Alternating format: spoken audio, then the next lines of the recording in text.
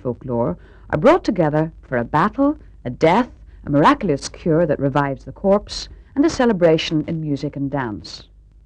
Now, mumming has been revived in Belcoo, County Fermanagh, and around Christmas time, the local players and musicians travel to the hillside farms and the small villages of the area to perform their play. I travelled to Belcoo and talked to the mummers just before they left for their first play of the season.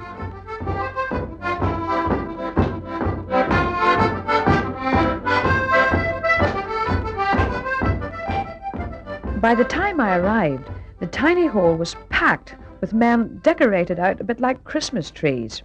Ribbons and tinsel and straw masks disguised the players, and one of the most sinister looking was Paddy Farmer. I'm playing the doctor. Have you always played this character in the play? Yes, I've always played the doctor, I have. How many years have you been mumming around Well, here? I'm mumming since I was 20 years of age. I am, and I'm 70 now and over. I am. How far have you travelled with the group here? Well, I've travelled as far as, well, last year as far as Bundover, Ballyshanny and Belleek, and on to near Inniskill, and out to Bow. What sort of a response do you get from the people? We get a good response. We do. We get a good response from them. You're wearing a pair of dark glasses at the moment, and you've got some tinsel around your dark Yes. hat, and you have a nice moustache and a Yes. beard on. Have you always had that face for the doctor, or has that changed over the 50 years? It has changed over the 50 years, it has. Tell me what you looked like when you were 20 and doing mumming. Well, we wore straw hats them times. We wore more a regimental cap. It was like a soldier's cap, you know, with streamers out of it.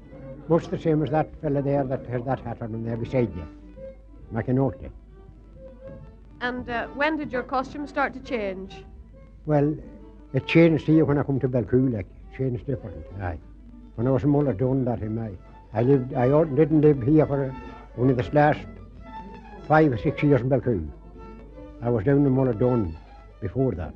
And it was there that you wore the straw hat? It was with the Muller Dun Mummers I wore the straw hat, aye. You look very frightening. I don't think you'd be very comforting to anybody who was sick. No, sure, I'm all blackened up, they've me all dolled up here. You wouldn't know what I'm looking like. Why have you got the tinsel round your hat? Oh, just I put it around myself to have it. For an ornamental, just. Yes, it looks very nice. Draw girls' attention, do you see that? Aye. Well, you think you'll be able to cope tonight? Oh, I will, surely. I will. You have all your words off? I've all my words off. I have.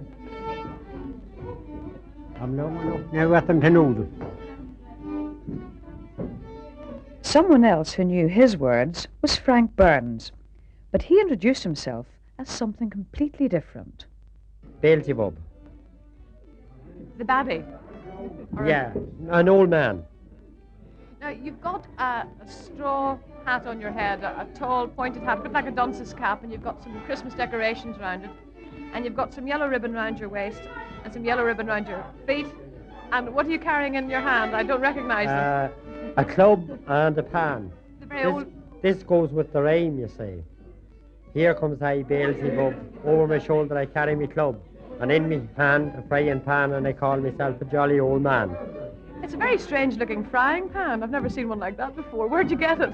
Oh, well, it's something I made up myself, because you couldn't take out a frying pan and carry it around with you around the place like this. How long have you been with the Belcoo Mummers? Just 3 years. How did you get involved?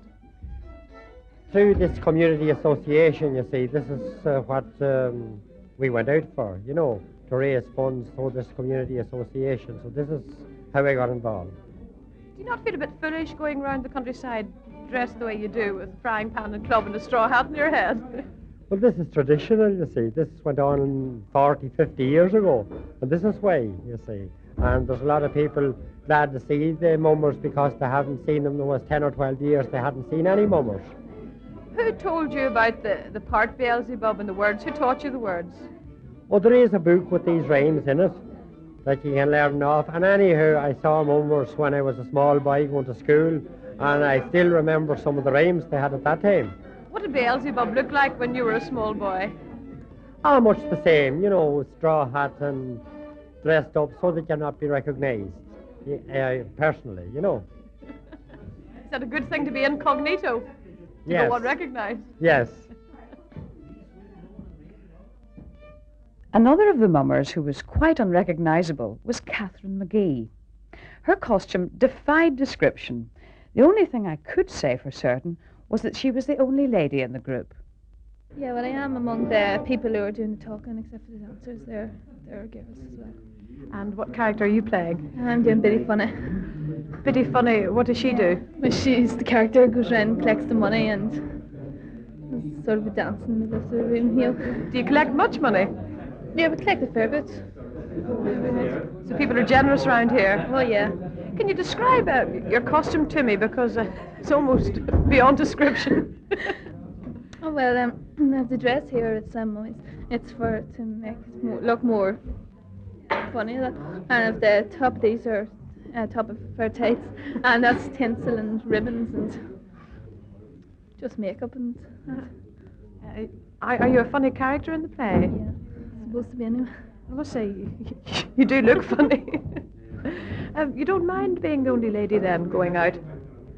No, not particularly, no. Do you not find it a bit hard travelling around the countryside and taking part in the play? Oh, no, it's good crack. What do you enjoy about it most? Well, the people, the atmosphere out in the house when you go into it and the way they react to you. How long have you been playing Biddy Funny? Well, only on this year. I was dancing last year. Who taught you your words then? Who did you learn the character from? Well, I learned from Miss Flanagan. She does it some nights. And I just learned from listening to her. Have you seen a Biddy Funny before? Or? Yeah, Miss Flanagan did. So did you get a bit of inspiration from costume from her? Yeah, but she used to wear a dress and then Mommy helped me do me up. Oh, I'll probably be seeing you later on the road anyway. By now I'd spoken to a doctor, the devil, and Biddy Funny. So when Paddy Clancy brandished his violin and told me about his part, I'd have believed anything. I'd have a big head and little wit. I go into the house and I say, here comes I, big head and little wit. My head is big and my body is small. So I plays the tune that'll cheer up your all. And if you won't believe me what I say, I'll call in the dancers and they'll pave the way. Well, then I take the fiddle and I play a tune and the dancers comes in. And this is it. So you've got to learn the words and learn the tunes as well. Oh, yes, surely, learn the tunes. How many dancers will you have tonight? We'll have about four girls. 4 girls dancing. They'll dance a jig and then they'll chat the people of the house and then Biddy Funny will come in and she comes in first and she gives the money and then the more listen, the children and all.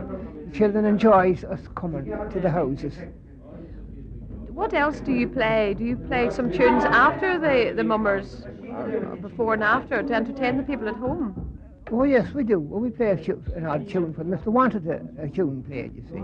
Some of them likes the fiddle and more of them likes the accordion and that's the way. James Gallagher, he's playing the accordion with me and he plays for them on the accordion and then I play an odd tune on the fiddle myself as well for them. Are the tunes that you play traditional ones for the mummers or are they just any jig or any reel? It's jigs, mostly jigs for to suit the girls dancing we play. And they were told me and James Gallagher. How long have you been playing here with the mummers? Well, this is my 3rd year now, going round with the mummers. 3rd year. I'm only just... A new boy? I'm not long in Belcoo altogether. I used to play around with Master Shani in Kilty before that. I live only 2 miles from Kilty out the road, 6 miles from here. It's only 2 miles, and that's the very border. And did you... Border. Were you with the mumming group there? I was, oh yes. I was with the Kilty Clougher group a couple of years. Yes. What sort of a group is that compared to this one? Well, no, not much difference. There's a couple of accordions in it, and Master Shani and the son used to play the accordion, and then I used to play the fiddle along with him, and we used to go around from house to house with a couple of chairs. We had a few chairs with us that day. How old were you when you started going out with the mummers? I was only a small little lad at the time. I was playing a tin whistle with them that time, and the tin whistle was only... You get a good tin whistle for 6pence that time, with all money. It's a big change now. I think it's over £1 for a tin whistle. When you were a young boy too, I'm sure the mummers came to your house. Have they changed much over the years? Well, not so much now. They just come with straw hats on them and That's just all. Their face blackened, and they used to come in, and they mostly had fiddles that time and flutes with them, and they used to play and entertain the people. We were glad to see them coming because there was nothing else for us only that time, only the Mummers, and people changed since that. There's not much children now. Too much television now, Too much television now and radios and one thing and another. And we had nothing that time at all. Neither television or radios wasn't heard about at that time when I was young. Did you ever have any other groups coming round, the Wren Boys, things like that? Oh yes, that'd be at Christmas. They used to come round at the second day of Christmas. They used to some kind of around the Wren. So they killed the Wren or something. The King of the Birds. King of all birds. Yeah. Some I forget it now, so long ago. But St. Stephen's Day. St. Stephen's Day, that used to be out. Right. Yes, that's the name that used to be out. You've got a rope of sort of straw around your waist, tied with a few jolly ribbons. Yes. Is this what you've always worn? That's just something similar to that now. I always wore. We used to make that just for the night. We just had the one night that time. Is there a name for that belt? Well, just an ordinary belt, a plaited belt, just a plaited straw belt. That's what it is. Tied round, yeah. It used to be tied round our legs too, and a rope, any kind of a rope around our legs at the bottom. We used to put on another rope around here, and a straw hat. That's what we used to have. But you won't be wearing a straw hat tonight, presumably, if you're playing the fiddle. No, I can't play the fiddle with a straw hat. It goes down on my eyes, and I can't see the bow or the bridge at all, or where to play the fiddle. I had the hat on.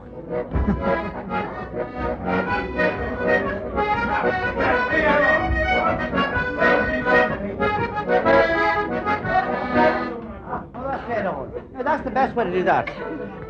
Jimmy Gallagher. You've been doing a bit of choreography work here. Are you getting the dancers? Well, I'm trying to get the dancers the way it should be danced, And what way is that? Well, instead of just catching hands and doing the 1, 2, 3 into the middle, just chain around. Give a wee bit of a swing. Right. Well, now, you've also been going around the group here, Jimmy, giving them a bit of a pep talk. Is this what you do every year? Well, we try to have the best batch of mummers as possible. That everyone will do their little part properly. It's not easy, but they're good. They're a good group of mummers. What makes a good group of mummers? Well, someone that'll obey and do what they're told, and so on and so forth. When did you take over this group? I took over this group. In fact, I started 3 years ago. So it's a revival of the old customs